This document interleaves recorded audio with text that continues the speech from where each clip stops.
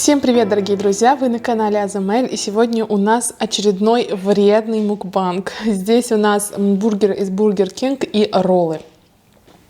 Так как у нас пошло подряд роллы, решила смиксовать. И у нас давно не было Burger King, потому что он не работал в одно время. Потом начал работать, но только с курицей и с рыбой, то есть мяса там вообще не было. И вот у них есть мясо. Также мы заказали соус, значит, Хайнц сырный, пармиджано. Я пробую впервые. Посмотрим, какой он на вкус.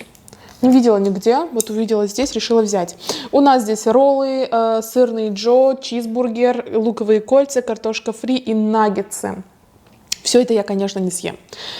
Так что те, кто любит, когда доедают все до конца, извините, но ожидания ваши я не оправдаю. У нас здесь, внимание, клубничный сок. Никогда его не пила. Увидела, решила взять. Если честно, на вкус не очень.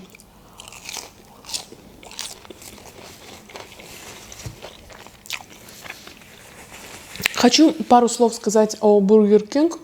Потом мы перейдем с вами болтать. Я буду отвечать на ваши вопросы. На самом деле очень много жалоб поступает о Burger King в комментариях. Несмотря на это, я решила там заказать и посмотреть сама. Реально, качество просто ужасное. Вот эти картошки вся в масле и такая вот, знаете, категорически не хрустящая.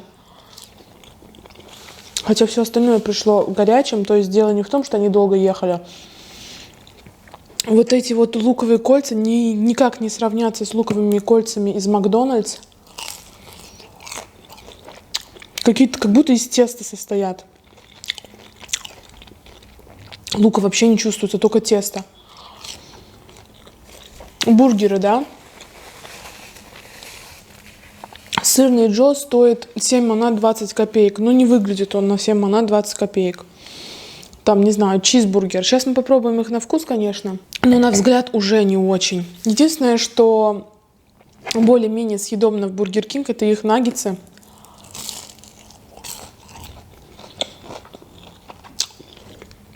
Картошка фри вообще ни о чем.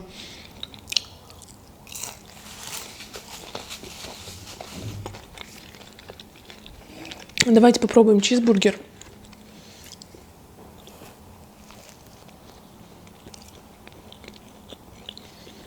Не знаю. Все говорят, что Burger King в других странах, в других городах работает супер.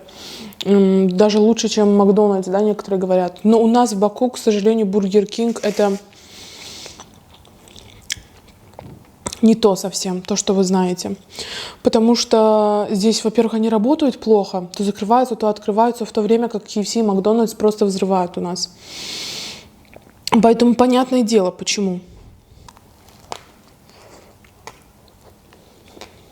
Горчичный соус какой-то. Но горчичный соус самый вкусный в KFC. Сегодня мы будем отвечать на ваши вопросы. Задает вопрос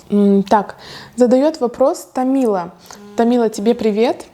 Привет. Как всегда, мукбанки супер. Вопрос к видео. Расскажи про свой подростковый возраст. Было ли у тебя много друзей? Какие-то компании, возможно, даже плохие?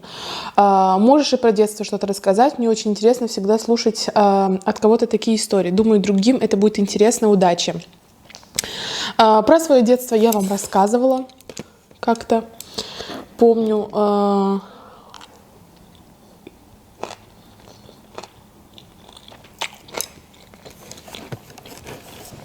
Про мой подростковый период вы тоже как-то слегка наслышаны. Но здесь речь шла о компаниях. Наверное, речь идет о проблемах в подростковом возрасте, потому что у всех они бывают. После 12, 13, 14 это у всех индивидуально, кто как растет, быстро или медленно. Начинаются какие-то подростковые проблемы. особенно с родителями, да.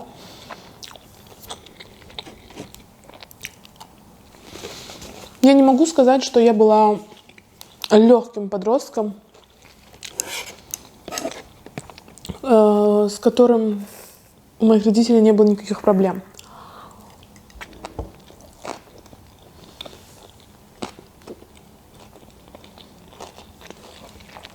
Но, так как это Азербайджан, глобальных проблем в подростковом возрасте с девочками у нас не бывает. Допустим, в России я видела очень много подростков, очень много ссор между родителями. Когда, типа, ты уже взрослый, и ты начинаешь, типа, я взрослый, я могу делать все, что хочу. А на самом деле это не так. Вот этот подростковый максимализм просто бьет в голову. У нас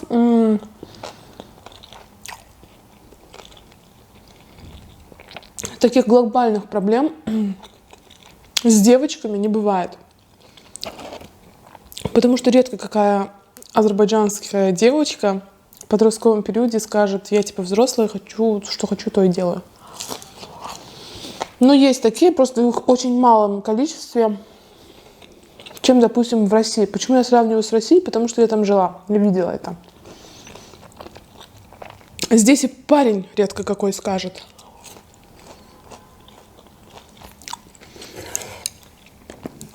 Поэтому у меня, в принципе, не было такого сложного подросткового периода, но я была очень сложна именно как формирующаяся личность, потому что у меня были свои тараканы в голове.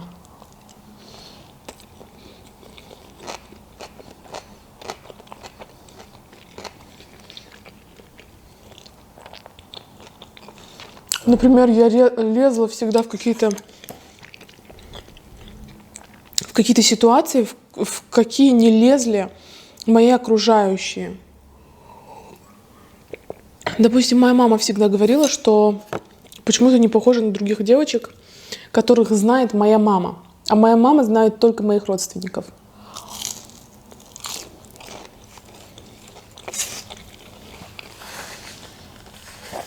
Всегда мне в голову лезли какие-то нестандартные мысли. Я хотела их осуществить. Но, к сожалению, это мне давалось очень сложно. Но я не могу сказать, что родители мне прикрыли всю дорогу. Например, съемки фильма, да? Мы делали съемки фильма в разных локациях. Сначала было очень сложно моих родителей вообще уговорить.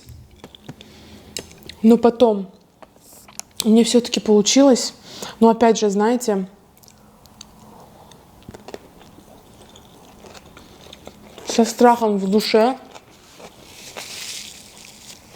что нужно пойти домой вовремя. И все такое.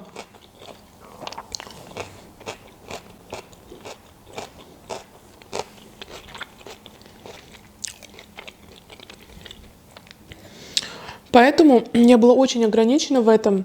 Если бы мне, например, дали чуть-чуть свободу, в смысле, что какие-то правила, да, мне бы облегчили, я бы, наверное, сделала намного больше. Но я никогда не отказывалась от своих мыслей, и в тот момент уже я, по мнению моих родителей, наверное, приносила их много проблем, потому что я была не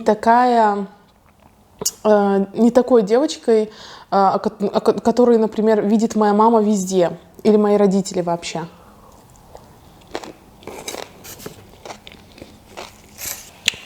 Если речь идет о компании, в плохой компании я никогда не была, но были... Я просто сейчас объясню разность общества в Азербайджане и в Москве.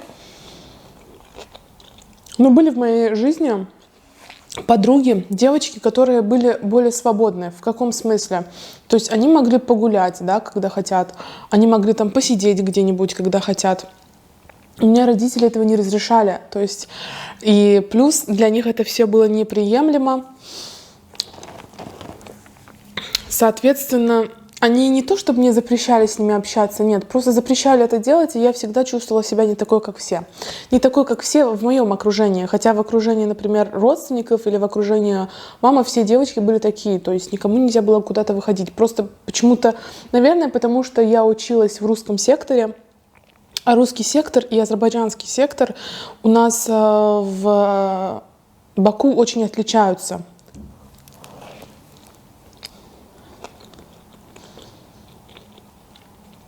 Ребята, которые учатся на русском языке, они в большинстве случаев более свободные.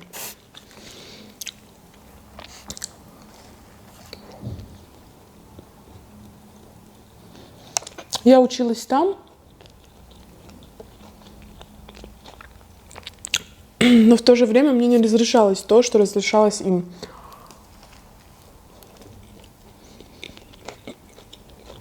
Соответственно, для моих родителей это была не лучшая компания для меня. Но сейчас, даже уже повзрослев, я не могу сказать, что это была плохая компания.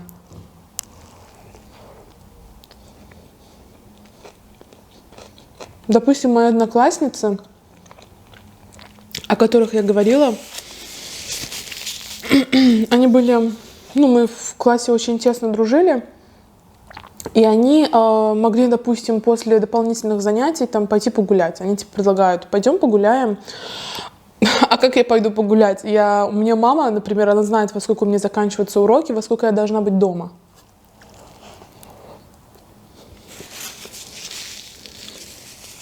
Я говорю, типа, нет, я не могу. Для меня тогда это казалось дико.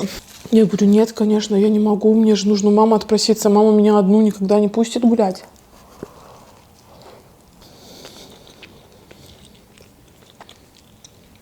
И они всегда были недовольны, что типа вот, ты наша подруга, а мы с тобой погулять не можем. Я расстраивалась, конечно, но я не скажу, что я страдала по этому поводу. Потому что, наверное, я так привыкла. Мне это было привычно. Но не могу сказать, что прям для меня все было окей. Но в то время, как, например, в окружении других девочек таких подруг не было. Кстати, эти подруги сейчас в Дубае работают.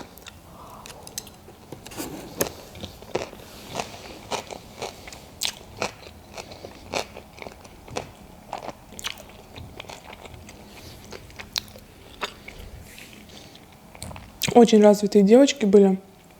Я не могу сказать, что они были типа девочки, которые только знают, что гулять там, либо потусить. Нет. Мы круглыми сутками читали, советовали друг другу книги, смотрели экранизации, обсуждали. То есть у меня было так. Короче говоря, если вы меня спросите, я скажу, что я была вообще не трудным подростком. Но если вы спросите моих родителей, они скажут, что... им будет что вам рассказать. Потому что для них это все было очень сложно.